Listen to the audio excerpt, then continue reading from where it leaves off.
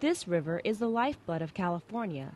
Nearly 25 million Californians depend on it for drinking water.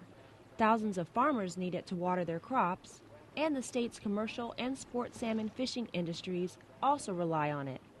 Yet, the Sacramento-San Joaquin River system is America's most endangered river, and now its salmon are disappearing. Personally, I haven't been able to go fishing for 2 seasons in a row, which survival has been made possible for me as a fisherman because of disaster monies from the federal government. The commercial fishermen of this West Coast have been extremely affected by what's going on with our salmon. We have had 2 years now of closures on the West Coast, it's unprecedented. Normally, this river would be full of commercial salmon fishing boats from May until September, but fewer fish in the sea caused the Pacific Fishery Management Council to close the season for the 2nd year in a row. Normal returns for the Sacramento River have been running around 500,000 fish. In 2006 and 2008 and 2009, the return's been somewhere around or less than 100,000. So 20% of what's become the normal. And when there's that few returning fish, there's not enough left for a harvestable amount, therefore we have no season. The disappearing salmon are sounding the bells for people from all walks of life who attended the Salmon Aid 2009 festival just an hour's drive from the river. So salmon are this hardy, adaptable, tenacious set of species, and if they can't survive in your watershed, in your rivers or your estuary, it means that something is seriously wrong with that river or estuary. The water quality may be degraded, or there just might not be enough water flowing through the estuary because people have taken too much out. Salmon Aid organizers say more than 9,000 people gathered at the event to raise awareness about what's happening to the salmon. There were representatives from tribal communities, conservation organizations, commercial fishing groups, sport fishermen, and even the slow food movement. These are not groups that necessarily always sit down with each other and talk, and yet we all realize that we have a stake in wild salmon and the rivers they depend on. There are many reasons why 26 species of salmon are disappearing. Many environmentalists blame the Delta's water management system of dams and rivers. Across our coast, we've blocked the migration of salmon, both adults going upstream and juveniles coming downstream, with dams, large and small. Some of them are passable with fish ladders, but that doesn't help juveniles get past on the way down. Those dams are part of a hydro system, a water management system that involves big pumps and energy generating turbines and diversions to farms and this and that. And the result of that is that cold water doesn't flow downstream from the mountains to the ocean in the way that it used to. And really, that's all wild salmon need, is for cold water to flow from the mountains to the ocean. Others blame the increase in water diversions, in which 80% goes to the agribusiness industry. The Delta's exports also provide drinking water for about 25 million Californians. On the Delta, we've seen a lot of water exports that have increased. So it is many people's beliefs that the lack of water in the Delta is also harming the salmon and their ability to spawn and survive. Faced with the possible extinction of salmon and other Delta fish, federal judge Oliver Wenger mandated that more water stay in the Delta. This order decreased the Delta's water output and has angered farmers, agribusiness, and urban water users. It created the battle known as the people versus the fish. The fish are important and the farmers are important. We just need to find a way to make everybody get along here. The California Farm Bureau reports that farmers south of the Delta and west of the San Joaquin Valley are having difficulties maintaining their crops. They say it's because of the lack of water. A farmer I was speaking to just last week from the west side of the San Joaquin Valley told me that he was fallowing about a third of his acreage.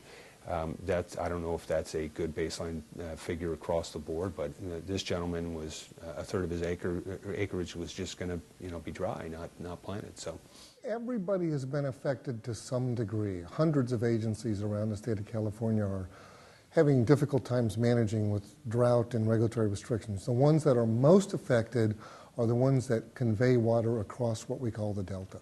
It's no surprise that not everyone agrees with the environmental laws designed to protect the fish. When a fish is near extinction, which some of the fish in California that are listed in the Endangered Species Act, some of the experts believe that they are. There's scientific disputes. The law is not even-handed. The Endangered Species Act basically says keep a fish away from extinction no matter what the cost. And the cost could be high. The University of California Davis experts estimate that about 40,000 people in the farming sector could lose their jobs because of the lack of water. Yet many argue Wenger's mandates are just following the law. That's a federal Endangered Species Act. The judge, who happens to be from Fresno, a valley town, is interpreting the law as required. That's what the law is. Now, some people think you can't have it both ways, the fish, a healthy ecosystem, and water. The only thing everyone can agree on is that the Delta's current system is broken. It's not working for the environment, fish, or the people. The Delta can't be both environment and infrastructure at the same time. We have to make some hard choices, but I think our biggest environmental challenges, certainly as they relate to how they affect water supply, on a statewide basis, the Delta is job number one. There's a special urgency this year to see that if we need to take action. We need to take action now.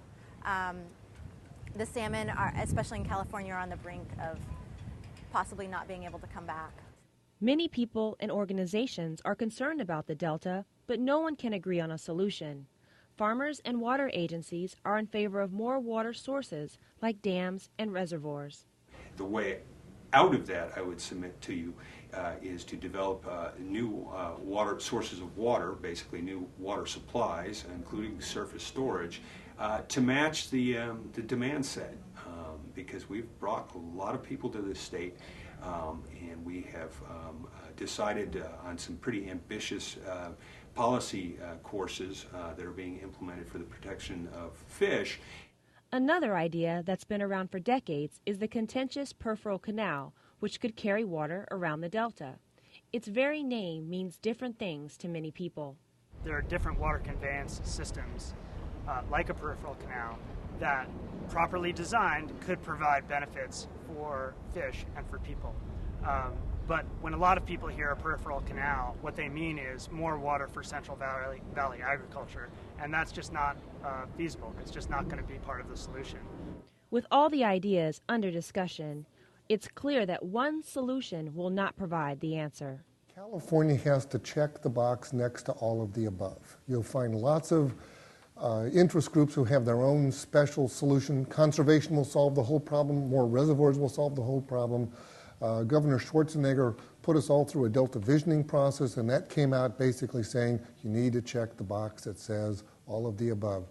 This battle has shown that everyone has a stake in what happens to the river. But for the people fighting for the salmon, preventing their extinction is a first step towards saving the water for everyone. But I would say that within the next 5 years, unless we take serious action to save our rivers, we'll see these populations go extinct within my lifetime. The next 20 or 30 years, we'll see populations on a mass scale go extinct.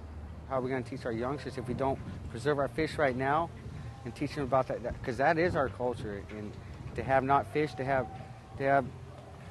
say, 10 years from now, if they go extinct, I mean, it's like we believe when the Dakota people believe when the fish are gone extinct, that we die with them.